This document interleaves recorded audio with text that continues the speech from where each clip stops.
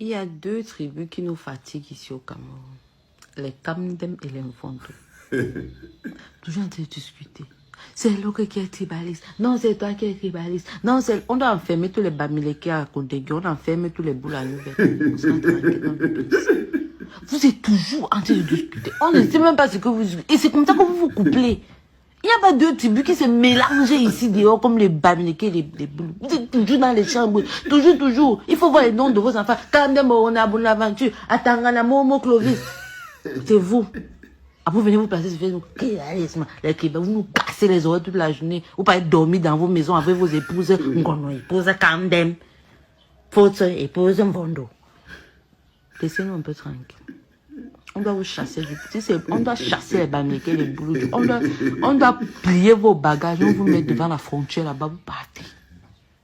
Vous partez un peu bagarrer là-bas. Bonjour les enfants. Elle est drôle, hein, la go. Elle est trop drôle. C'est papa.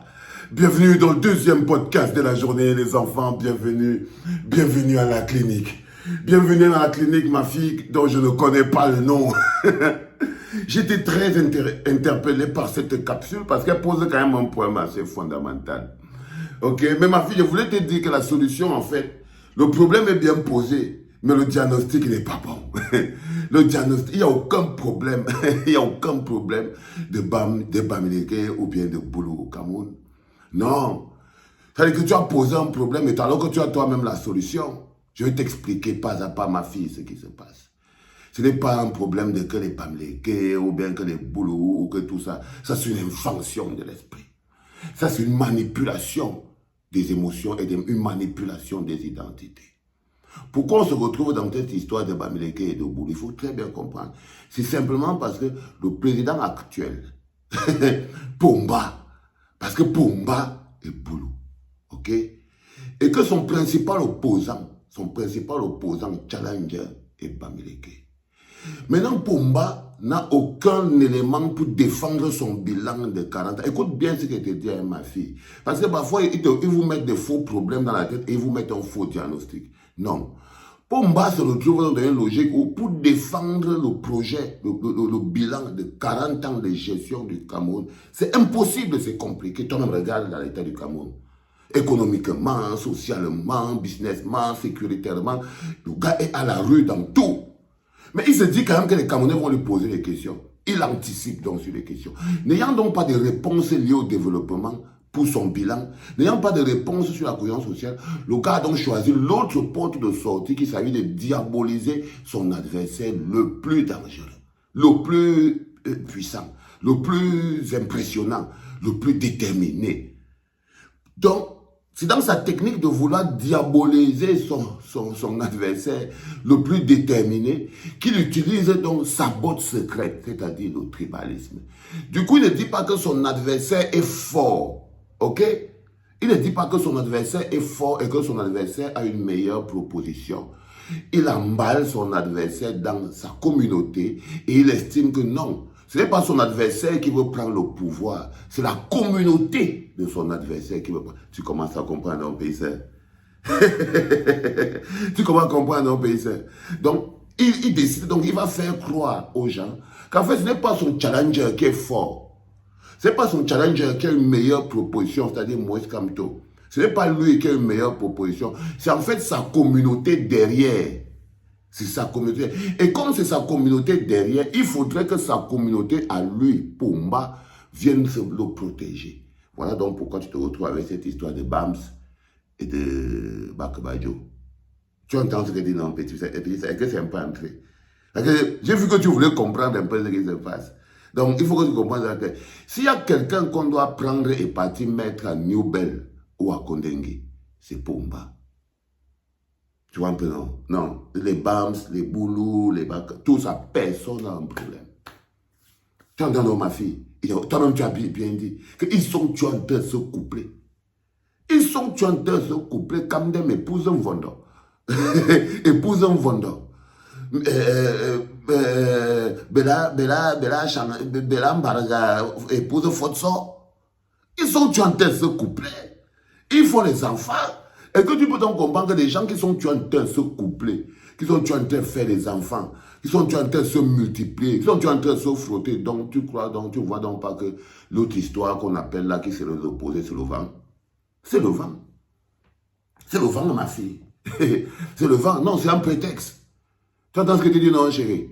Il faut que tu comprennes très bien, comme ça va un peu t'éveiller un peu l'esprit. Donc, si tu cherches les personnes qui sont en train de casser aux gens les oreilles, ce ne sont pas les Kamdem et les Mvondo.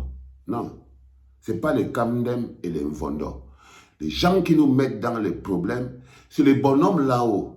Et eux, ils se recrutent. Parce que j'étais dit que les gens qui créent cette histoire, par exemple, ils se recrutent dans toutes les communautés. Non, ils ont formé une équipe. Eux, ils sont le Real de Madrid. Hein. C'est-à-dire que les joueurs viennent de tous les pays. C'est-à-dire que quand tu regardes le système de Pomba, le système de Pomba est comme le Barça ou le Real de Madrid. C'est un club professionnel, non? C'est un club professionnel. Les gens viennent, dedans tu as tout. Tu as les Bams, tu as les Bakabajo, tu as les Sawa, tu as les ceci, tu as les cela. Tout le monde est dedans pour former cette équipe-là. C'est ça qu'ils ont appelé l'équilibre de l'ordre. Ils forment une équipe où toutes les régions sont représentées pour qu'ils puissent mettre en lumière, mais pour qu'ils puissent maintenant avoir le contrôle. C'est pour avoir le maillage du territoire. Vous croyez que l'équilibre régional, c'est que tout le monde devait avoir équitablement quelque chose? Non. C'était que pour qu'eux forment leur équipe, il fallait qu'ils forment l'équilibre régional. Pour qu'ils puissent contrôler tout le territoire. Tu entends ce que je veux dire, non? Donc il n'y a pas une histoire de tribalisme au Cameroun. Non, t'inquiète pas. Dès que le bonhomme là, s'il y a quelqu'un qu'on doit aller mettre à Newbel pour qu'il laisse les gens respirer, pour qu'on respire un peu au Cameroun, c'est Pomba. Tu entends ma fille? C'est Pomba. C'est Pomba et toute son équipe. C'est eux. C'est quand on cherche la racine, tu cherches la racine. Quand il y a un arbre qui a des branches bizarres, tu vois, qui commence à dire que c'est un arbre qui commence à pousser de manière très non contrôlée. Des racines poussent ici, on découpe les racines, après on attaque la racine pour faire tomber l'arbre. Parce que l'arbre produit les mauvais fruits. Quand un arbre produit les mauvais fruits, ça ne sert à rien de continuer d'enlever les fruits et les feuilles mortes. Non. Il faut déraciner l'arbre. Tu entends, chérie? Quand un arbre produit les mauvais fruits, ça ne sert à rien de toujours enlever les mauvais. Tu vas balayer le sol toute ta vie. Tu vas enlever la mauvaise herbe toute ta vie. Tu vas enlever les non, il faut déraciner l'arbre. Une fois que l'arbre est déraciné, tu vois, un autre arbre peut pousser. Tu mets une bonne graine, après tu as un meilleur fruit. Tu as un meilleur arbre qui, lui, te produit des meilleurs fruits. Donc, ça ne sert à rien de te dire que, tu vois, les Vondor et les Kamdem, non. T'inquiète pas. Les Vondor et les Kamdem n'ont pas de problème. Non. Le seul problème, c'est comme je t'ai dit, avant, ce n'était pas les Vondor. Avant, c'était les anglophones qui voulaient prendre le pouvoir. À l'époque, rappelle-toi, quand c'était Fundi qui était le principal challenger de Pomba. Quand c'était Fundi qui était le principal challenger de Pomba, c'était que non, les anglophones, c'est eux qui veulent dire choix le business, non? Oui. Donc il faut savoir qu'il est comme ça, c'est la technique de Pomba. N'ayant pas de bilan, il te diabolise toujours. Avant, plus en avant encore, au lendemain du 6 avril 1984, si tu te rappelles, si tu étais né, tu voyais donc ça, Pomba pourchassait les gars qui venaient du Nord. Et pourchassait les Nordistes. C'était eux qui étaient les problèmes. C'est-à-dire que lui, il n'a qu'un problème avec la tribu du leader de l'opposition qui veut prendre sa place.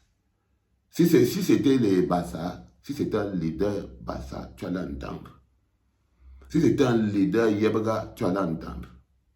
Il y en a qui me disent, non, ma fille, oui, ça n'a rien à voir, les Camerounais sont en paix entre eux, ne t'inquiète pas. Baisse ton cœur au calme, réaxe bien la pensée, il n'y a aucun souci entre les Camerounais. Non. Il y a un bonhomme qui, au moment de sortir le bilan, a compris que s'il joue à sortir son bilan, là, que tout le monde va tomber par terre. Beraï nous crée l'affaire dans l'affaire. Beraï nous crée l'affaire dans l'affaire. Et tout ce que tu entends là, c'est seulement l'affaire dans l'affaire, avec un seul objectif, cacher le bilan. Tout ça là, c'est pour cacher le bilan. C'est l'arbre qui cache la forêt. Donc calme-toi. T'inquiète pas, forme-toi, apprends des choses, essaye de comprendre, c'est bien, bienvenue à la clinique, ma fille. Les enfants, c'était le deuxième podcast, je l'ai fait avec beaucoup de plaisir. Vous ne pouvez pas comprendre. Partagez, c'était papa.